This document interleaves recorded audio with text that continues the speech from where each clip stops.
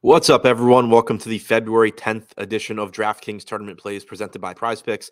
I'm your host, Adam Scherer. You can follow me on Twitter at ShipMyMoneyDFS.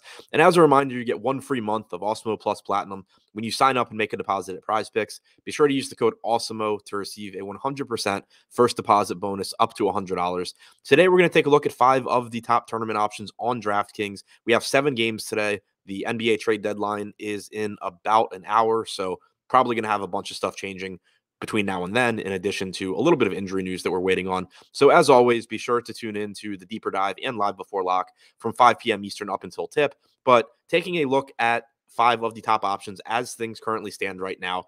Number 5, Jonas Valanciunas, $7,700 on DraftKings, center only, projected for 8% ownership with an 11% chance of being in the optimal lineup. He has a very difficult matchup against Miami. We also don't really know exactly how usage is going to play out now that CJ McCollum is on the Pelicans as well. We do know that in the games Valanciunas has played with Brandon Ingram active this year, he's averaged 1.24 DraftKings points per minute. You can expect him to play around 32 minutes. There's certainly risk here because of the matchup and because of the addition of McCollum, but you're also just getting a very high upside option who is a little bit cheaper than he has been in recent games, and also is not getting much ownership. I think people may be a little bit scared off by the fact that he hasn't played a lot of minutes in his last couple of games, but he did foul out in both of those.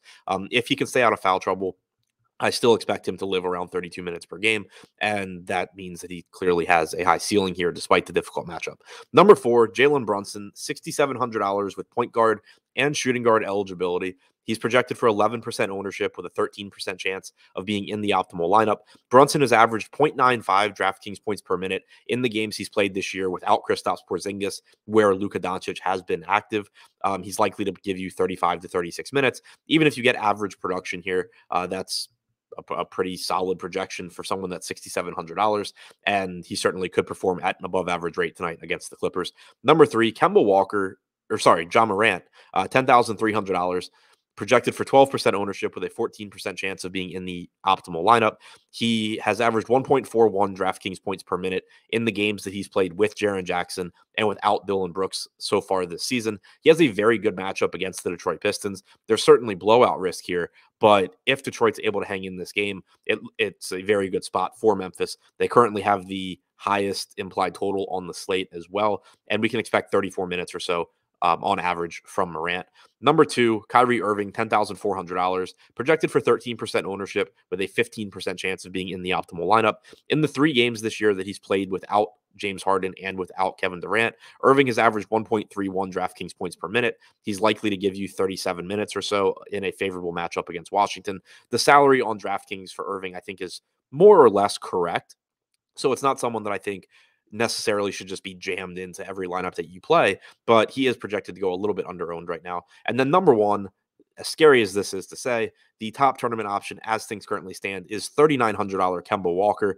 There are a couple of ways that Kemba can really pay off his salary here, despite the fact that he's been absolutely awful recently. There's no RJ Barrett tonight for the Knicks. Quentin Grimes is questionable.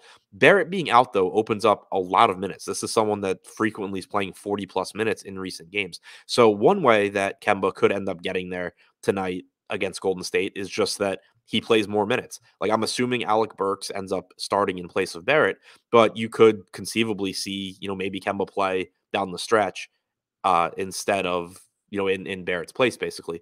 So that's one way he could get there. But one other thing that stands out is that in a relatively limited sample this year, Walker has averaged 1.14 DraftKings points per minute with a 23.6% usage rate in the minutes that he has played with Julius Randle on the floor and without RJ Barrett. By comparison, when both Barrett and Randle are on the floor, Kemba only has a 20.3% usage rate. He's only averaged 0.88 DraftKings points per minute. So you could see him, play his normal 22 to 24 minutes and still exceed the salary just because he produces at a higher rate without Barrett. You also could see him just get more minutes because Barrett's out. There are multiple ways for him to get there at a very cheap $3,900 price tag. So to recap the top 5 tournament options as things currently stand on DraftKings: number 5, Jonas Valanciunas; number 4, Jalen Brunson; number 3, Ja Morant; number 2, Kyrie Irving; and number 1, Kemba Walker.